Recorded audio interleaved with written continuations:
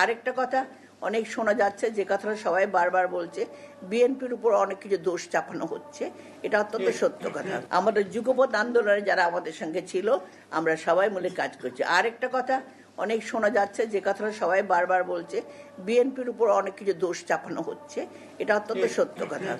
BNP কিছু যে একেবারে কিছু কিছু জায়গায় হয়তো কিছু ছোটখাটো, এত বড় একটা দল কিছু কিছু হয়তো কোনো জায়গায় দু একজন হয়তো করতে পারে, সেটা খুবই কম।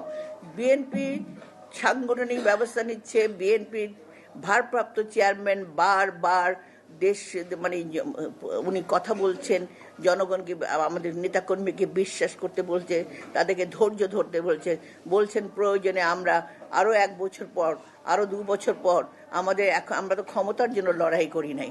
আমাদের দেশনেত্রী বেগম খালেদা জিয়া যখন কারাগারে যায়, তিনি একটি কথা বলে গেছেন, দেশ বাঁচাও, মানুষ বাঁচাও। আর তারেক রহমান কি বলেছেন? Take back Bangladesh. আর আমাদের শহীদ প্রেসিডেন্ট জিয়াউর রহমান কি বলেছিলেন? তিনি বলেছিলেন, আমরা বিপদ দেখলে ভয় পেও না। আমাদের উপর বিপদ আসলো, আমরা সবাই একত্রিত মুক্তিযুদ্ধে নামলাম, আমরা ঝাঁপিয়ে পড়লাম, দেশ স্বাধীন করলাম। এটাই হলো এই 3টি কথা জনগণকে সাথে নিয়ে, আর জনগণের কল্যাণের জন্য বারে বারে বিএনপির নেতাকর্মীরা কেউ গুম হয়েছে, কেউ খুন হয়েছে, কেউ অত্যাচারিত হয়েছে, কেউ কারাগারে বছরের পর বছর থেকেছে।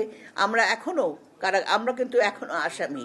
আমাদের কিন্তু কেসগুলো একটাও ওঠে নাই, মাত্র 4-5টা বোধহয় আমারই হয়েছে, আর সমস্ত কেসগুলো আছে। আমরা এখনো কারাগারে আদালতের দরজায় ঘোরাঘুরি করছি। তারপরেও এত 90 লাখ যে আমাদের যে কেস হয়েছিল আসামি, এইগুলো সমস্ত আমাদের মাথার উপর এখনো আছে। তারপরেও আমরা মাথা উঁচু করে আমরা থাকব এবং আমরা কাজ করব। এবং আমাদের দেশনেত্রী বেগম খালেদা জিয়া, যিনি আপোষহীনভাবে লড়াই করে গেছেন, তার যে সম্মান, তার যে মর্যাদা, তার যে কথা, সেই কথার মর্যাদা দিয়ে ভারপ্রাপ্ত চেয়ারম্যানের যে ত্যাগ, সেই ত্যাগকে স্বীকার করে আমরা আসুন এই দেশটাকে গড়ে তুলি।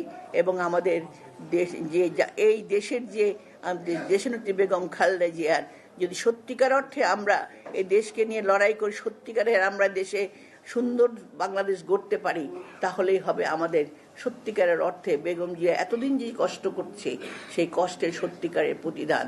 সেই প্রতিদান দেওয়ার জন্য আসুন আমরা সবাই একত্রিত হই, আমরা সবাই একসাথে পথ চলি। এবং এখানে ক্ষোভ, বেদনা, দুঃখ অনেক কিছু হচ্ছে। কিছু এটাও তো আছে যে যারা 15 বছর ছিল না, 17 বছর ছিল না, তারা আজকে এসে এখানে পদ পাচ্ছে কিংবা ঢুকে পড়ছে। অনেক জায়গায় আওয়ামী লীগও ঢুকতে চেষ্টা করছে। এগুলো আমাদেরকে নিজেদেরকে সচেতন হতে হবে। আমরা যদি সচেতন থাকি, ঐক্যবদ্ধ থাকি, এগুলো কিচ্ছু করতে পারবে না কেউ, সেগুলো ঝরে যাবে। আমি সবাইকে ধন্যবাদ এবং জিসাবকে আবারও ধন্যবাদ দিয়ে